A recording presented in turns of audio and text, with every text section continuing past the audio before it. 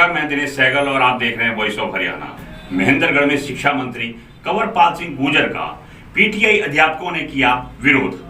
Herbal park में जब वो उद्घाटन के लिए आए तो सभी अध्यापकों ने सिर पर काला कपड़ा बांधकर शिक्षा मंत्री का विरोध किया, लेकिन शिक्षा मंत्री चुपके से पिछले गेट से बाहर निकल गए और सभी पीटीआई अध्यापकों ने अब कहा है आने वाली 8 सितंबर को पीटीआई अध्यापकों ने करनाल में मुख्यमंत्री आवास पर प्रदर्शन करने का निर्णय लिया है। देखिए हमारी एक रिपोर्ट। प्रदेश सरकार की मुसीबतें कम होने का नाम ही नहीं ले रही है।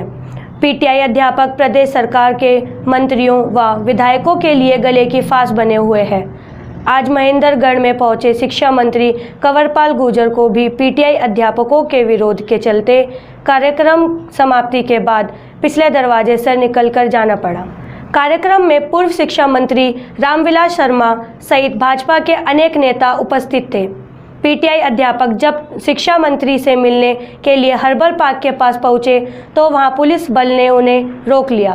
पीटीआई अध्यापकों ने कहा कि जहां शिक्षा मंत्री जाएंगे, पीटीआई अध्यापक वहीं पर पहुंचकर उनका घेराव करेंगे। उन्होंने कहा कि अध्यापकों के समर्थन में सर्व कर्मचारी संघ भी उतर आया है। कर्मचारी नेता ने ऐलान किया है कि 8 अगस्त को करनाल में मुख्यमंत्री के आवास का घेराव करेंगे।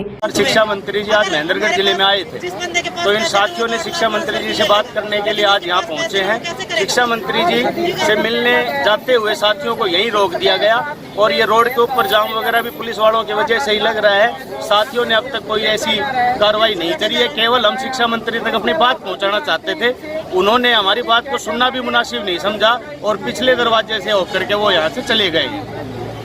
जिस तरह से आज पूरे हरियाणा के अंदर पीटीआई विरोध कर रहे हैं, तो क्या लगता है सरकार आपकी जो मांग है वो क्यों नहीं मान रही है? कब तक आपकी लड़ाई जारी रहेगी? सरकार ने 1 मई को जब ये साथी हटा दिए थे तो लगातार 1 मई से साथी आंदोलन में है और उस आंदोलन में बीच में सरकार से बातचीत भी हुई है, लेकिन सरकार ने अपने लोगों को, जिसमें संजय भाटिया जी हैं, सोमवीर सागवान जी, इन्होंने इनको बरगला करके और बातचीत जो करवाई वो सकारात्मक बातचीत नहीं हो पाई और फिर टेस्ट तक इनको पहुंचा दिया गया।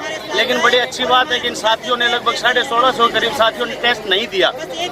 अब सर्व कर्मचारी संघ हरियाणा ने इस आंदोलन को लड़ने का फैसला किया है और उस कड़ी के अंदर हम 2 तारीख को सोमवीर सागवान जी के आवास पर पूछने के लिए गए थे। 3 तारीख को हमने एसएससी जो बोर्ड है हमारा, वहाँ जाकर के बोर्ड के अध्यक्ष को ज्ञापन देने का प्रयास किया, लेकिन वहाँ भी ज्ञापन लेने कोई नहीं आया। हमने ज्ञापन वहीं चिपका दिया था। आज शिक्षा मंत्री जी यहाँ आए हैं और शिक्षा मंत्री जी से मिलने का कार्यक्रम था, लेकिन इन सब के बावजूद अब 8 तारीख को करनाल के अंदर सीएम के आवास का घेराव किया जाएगा और लगभग 50 से 60 हज़ार के करीब हरियाणा से कर्मचारी जो है सीएम आवास का घेराव करने 8 तारीख को जाएंगे शिक्षा मंत्री से मिलने के लिए, ताकि हम पेपर के बारे में हम उनसे सीधे बात कर सकें। लेकिन हमें पुलिस प्रशासन ने यहीं पे रोके रखा। हम यहाँ पर इंतजार कर रहे थे कि वो यहाँ आएंगे और हमसे कुछ रूबरू, कम से कम रूबरू तो होंगे और हम अपनी बात रख सकें। लेकिन पुलिस प्रशासन ने यहाँ पर तो जबरदस्ती ये जाम लगा दिया और पिछले गेट से शिक्षा मंत्री को वहाँ से भगा दिया। और जाम इसलिए लगा दिया कहीं पीटीआई जो है शिक्षा मंत्री के पीछे न चले जाए। लेकिन ये भी बात सही है सर, अगर शिक्षा मंत्री जहां भी जाएगा ना, ये 1983 परिवार तो उजड़ चुके हैं, लेकिन पीछा शिक्षा मंत्री का भी नहीं छोड़ेगा, चाहे वो कितना जाने। जिस तरह से यहाँ पर जितने पीटीआई टीचर हैं, सर के ऊपर काला कपड़ा बांधा हुआ है। सर ये हमने शिक्षक दिवस था आज, वैसे तो ये हमारा दिवस था, लेकिन इस सरकार ने हमें शिक्षक नहीं छोड़ा। इसलिए हम विरोध कर रहे थे शिक्षा मंत्री का कि जब शिक्षक समाज को ही आपने रोड पे छोड़ दिया तो आप कैसे शिक्षक दिवस में। और आज अखबार में उनकी एक हेडिंग थी कि हर सफल व्यक्ति के पीछे शिक्षक का हाथ होता है। हम शिक्षा मंत्री से पूछना चाहते हैं, अगर वो ये मानते हैं तो शिक्षकों को रोड पे क्यों छोड़ रखा है? इसलिए शिक्षक दिवस को काले दिवस के रूप में हमने मनाया और एक विरोध स्वरूप हमने वो कपड़ा बांधा हुआ था सिर पे।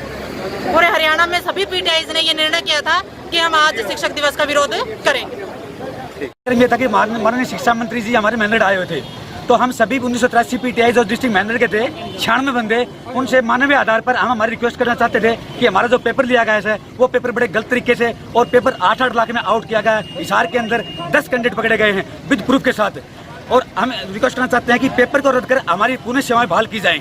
हम यही चाहते हैं, लेकिन माननीय शिक्षा मंत्री जी जहाँ भी जाते हैं वहाँ छुप कर बैक दरवाजे भाग जाते हैं। और पुलिस प्रशासन जबरदस्ती करती है। लेकिन हम बार बार रिक्वेस्ट करते हैं कि हमारा एक बार जनता के सामने और हमारे जो 1983 पीटीआई हैं उनके सामने, हमारे फेस के सामने आकर बात करें।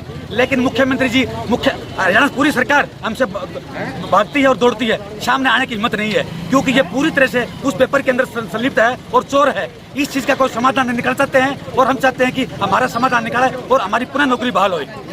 जिस तरह से यहाँ पर अभी थोड़ी देर पहले रोड पे थोड़ा जाम लग गया था, हाँ। तो किस तरह क्या घटना? ये घटना ये थी कि माननीय शिक्षा मंत्री जी बैक दरवाजे से लगे और पुलिस प्रशासन जानबूझकर अपना खड़े होकर पुलिस वालों ने वहाँ जाम लगा दिया गया ताकि पीटीआईओ का नाम ले लें। उन लोगों ने रोड पर आकर जाम लगाया है।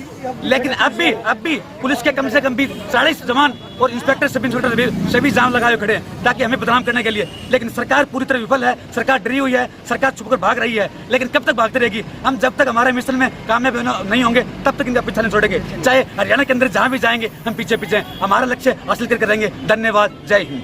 सर, कुछ पीटीआई टीचर्स आज आपसे मिलना चाहते थे तो वो ज्ञापन लेकर आए थे, लेकिन आपका रूट डाइवर्ट कर दिया। देखिए, पीटीआई पे तो सारा कुछ फैसला हो चुका है, हम ज्ञापन का क्या करेंगे? फिर से ज्ञापन की बात नहीं अब तक कह रही है। जब कोर्ट का फैसला आ गया, कोर्ट के फैसले के बाद टेस्ट भी लिया और टेस्ट होने के बाद अभी अगर ज्ञापन दोगे तो ज्ञापन का कोई, मुझे लगता नहीं कोई तुक था ज्ञापन का। कोई अब फैसला लिया, कोर्ट ने फैसला कर दिया, उसके टेस्ट शुरू किए। कोर्ट का आदेश है कि 5 महीने के अंदर हमने उनकी भर्ती करके ज्वाइन कराना। और मुझे नहीं लगता कि कोर्ट में कुछ है। 20,800 लोगों ने पेपर दिया था उस टाइम, तो कोर्ट ने वही 20,800 तो रखे, आदमी कोई नहीं बदला, वही 20,800 रखे। उन्हीं 20,800 में से लोग टेस्ट देंगे, उन्हीं 20,800 में से लोगों को लगेंगे। तो जो व्यक्ति लगातार 8-10 साल से काम कर रहा उसकी नॉलेज में, और जो आदमी 8-10 साल से छोड़ के कोई दूसरा काम कर रहा, मान लो उसने डेयरी कर रखी या कोई और दूसरा काम कर रहा, खेती कर रखी, तो उसकी नॉलेज में बड़ा फर्क है। तो मेरा ख्याल है इतनी कोई उसमें ऐसा वो नहीं था। अब उसमें कुछ अनियमितताएँ बरती गई तो कोर्ट का आदेश है और सरकार उसके लिए बाध्य है। और मैं समझता हूँ कि नैतिक जिम्मेदारी भी है कोर्ट के आदेश को मानना और कोर्ट के आदेश को मनवाना, ये सरकार की ड्यूटी है, तो हम उसी का पालन कर रहे हैं।